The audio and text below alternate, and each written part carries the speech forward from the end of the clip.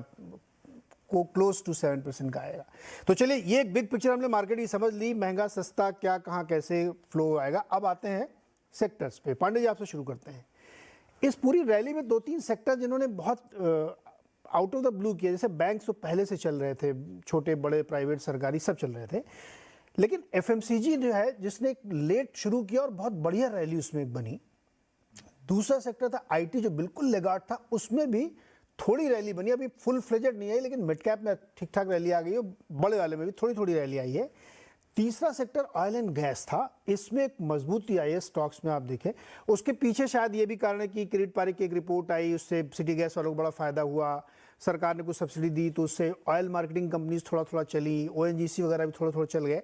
Lead किया इसको Reliance industries ने, उसमें बड़ी रैली रिजल्ट के बाद, जहां पे वो 2350 के आसपास था वो 2700 पे आके खड़ा हो गया, तो लीड किया उसने।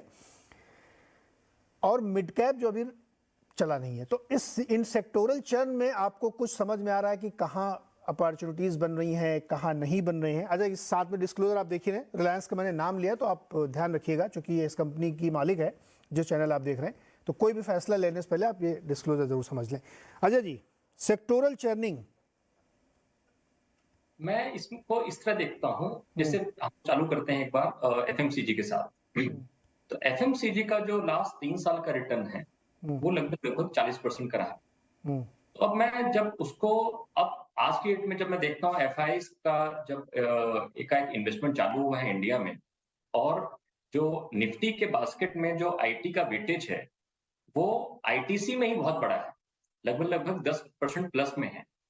तो मुझे ऐसा लगता है कि जहां-जहां आईटीसी है, आपके हिंदुस्तान लीवर हैं, नेस्ले जैसी कंपनियां हैं, इनमें क्योंकि इनका अंडर परफॉर्मेंस रहा है विज़ा-विज़ अदर सेक्टरल, जो आपके जो आप जो बास्केट बनाते हो इन्वेस्टमेंट का, उसमें जो उनका इन्वेस्टमेंट रहा वो काफी कम रहा है या स्टेबल रहा है।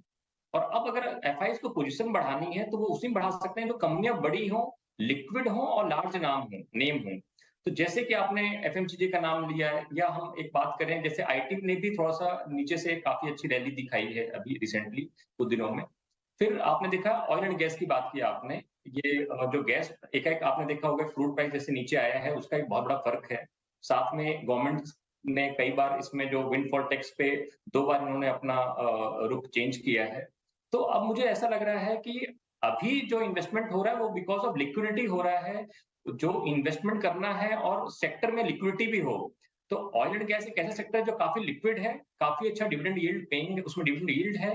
तो लोगों का ये मानना है कि जो डिविडेंड अच्छी हाई डिविडेंड पेइंग कंपनीज़ हैं, जैसे आपका एफएमसीजी भी उसमें आता है, उसमें आपका ये जो ऑयल एंड गैस का सेक्टर आता है वो भी आता अजय अजय इसमें ये तो चूंकि बड़े वाले सेक्टर्स की मुझे लगता है, मिड कैप में कोई और थीम आपको दिखती है क्या? चूंकि मिड कैप की रैली जब हम बात करेंगे, अभी इसमें रैली आना बाकी है, सुनील सर भी कह रहे हैं बहुत बड़ी तेजी आएगी, तो आपके पास मैं आता हूँ, आप सोचिएगा कि क्या एक थीम बन सकती है, कौन सी भी थीम हो सकती है कि जो मिड कैप में आपको लगता है यहाँ तेजी बनी? गुरमीत, मिड कैप की रैली बाकी है, कौन से सेक्टर, कौन से पॉकेट्स हो सकते हैं जहां लोगों को नजर रखनी चाहिए अगर ये रैली आनी है मिड कैप की? तो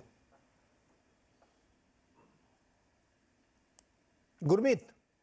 हाँ सर, मेरा ये मानना है कि 2-3 जो थीम्स जो दिख रहा है कि अच्छा करेगी, उसमें मुझे लगता है कि मिड कैप बैंक्स, मुझे लगता है थोड़ा सा री रेटिंग हो सकता है कुछ बैंक्स का, अगर कोई बड़ा क्रेडिट एक्सीडेंट ना हो, जो कि जैसे अगर आप देखेंगे सिटी यूनियन बैंक है, जैसे अच्छा बैंक है, 1.7-1.8 बुक वैल्यू पे है, बट थोड़ा एक्सपोजर है स्पाइसजेट में, करीबन 80-90 करोड़ का।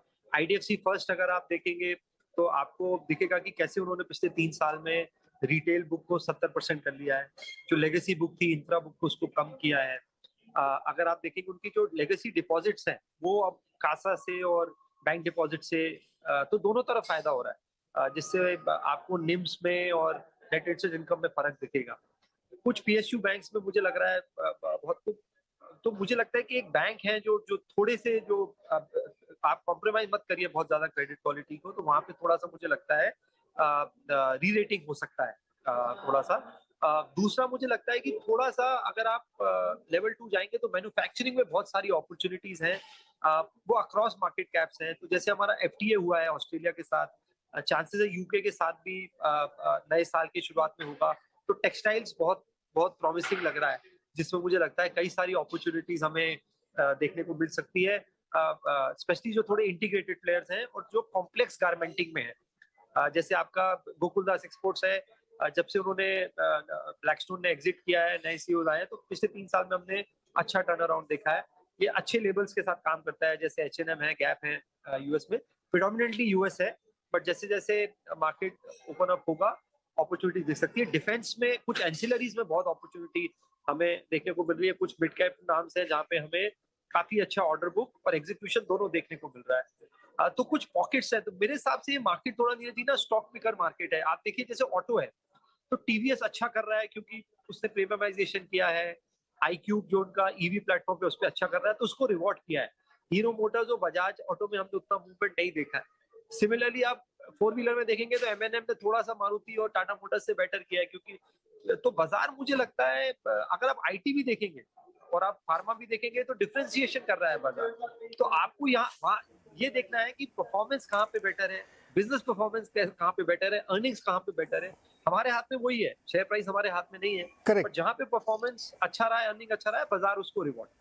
नहीं, ये बिल्कुल पॉइंट है। और हम तो इसीलिए मिड कैप की बात करें कि जो ऊपर के 200 स्टॉक है ना, 200-250, जिनके नाम सबको पता रहते हैं, मतलब छोटे बड़े सारे इन्वेस्टर को याद है कि ऊपर से 200 नाम उससे पूछ लो, सबको सुना है उसने। आज के शो में मेरी उसमें कोई दिलचस्पी नहीं। मेरी दिलचस्पी उसमें है कि कोई बहुत छोटा सा एक पॉकेट है कि साहब होम इम्प्रूवमेंट में भी टाइल वाले या प्लाईवुड बनाने वाले या प्लास्टिक के पाइप बनाने वाले, ऐसे छोटी छोटी अपॉर्चुनिटीज़ होंगी जो बड़ी हो सकती हैं। हम उस पर आज फोकस करना चाहते हैं। एक छोटा सा ब्रेक लेना, मुझे साथ तुरंत वापस आते हैं। सुनील सर और बाकी लोगों से चर्चा होगी कि मिड कैप में किन पॉकेट्स में अपॉर्चुनिटी, और जो 3 स्टॉक्स जिन पे फंड्स ने एग्जिट लिया है वो क्या अट्रैक्टिव हो गए हैं गुरमीत के लिए। छोटे से ब्रेक के बाद